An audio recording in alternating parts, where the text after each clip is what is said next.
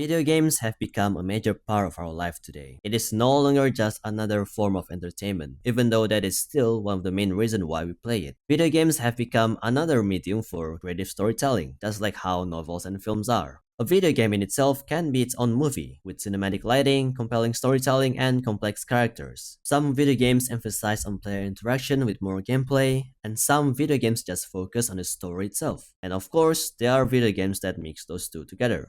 As I've mentioned in another video, this is what I meant by remediation and transmediality, where making a story is not just limited to one medium, but you can adapt them to another medium, from novels to film to video games or vice versa. And this flow of content across media platforms is what we call media convergence, which is the main focus of this video. There are a bunch of factors that contribute to this, but we'll focus on the main type of pillars instead. Before we start, we need to understand what media convergence is. It is essentially where you have different forms of media that combine together into a single platform. You no longer have to sit on a rocking chair while reading a newspaper with a radio beside you and keeping a picture of your beloved wife in a locket when you can just do all of that on the internet. This is exactly why you can read a novel, watch a film, listen to music, and play video games all in the same device. With that out of the way, now we can explore the three types of media convergence. The first is technological convergence. It is basically what I had just explained before, where you have the smartphone replacing most of the tools that we use in its traditional form. The second is economic convergence, where you have a company expanding into different industries, aka a conglomerate. Basically, just look at Sony, where they not only operate in the film industry, but also have subsidiaries that cover gaming and music as well. Of course, they do this in order to reach a wider audience, which in turn can maximize their profit. And the last pillar is cultural convergence. This is where the prosumer and participatory culture comes into play. We, as the audience, are no longer consuming media passively, but we are actively engaging with the media, be it commenting on social media, live streaming, posting news, creating memes, and fan fiction. So you have all these things converge into a media platform.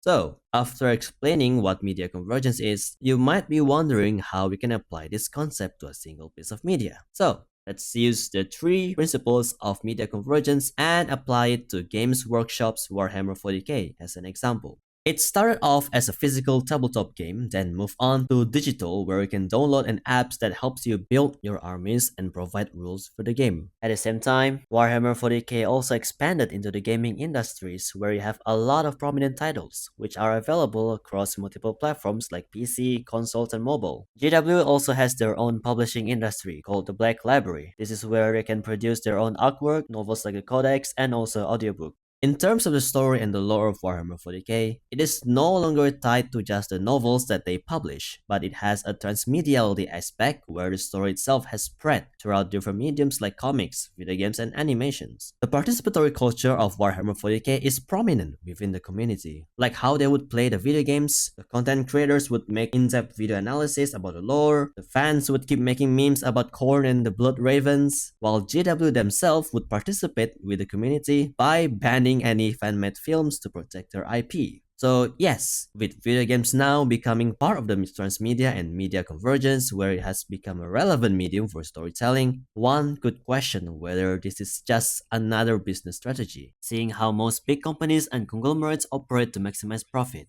In my opinion, I would say it depends, because there are a bunch of games that have great storytelling, even those within the AAA titles. The ones that are made only for profit are so obvious to spot, and the community are not afraid to call them out for it. However, I do think that a lot of people still yearn for well-written stories in video games and in media in general. So, I believe that media companies that don't focus too much on media convergence and expanding their industries are the ones that could create better stories in general. I guess that's it for now. I've yapped too much in this video, so I'll take my leave. See ya!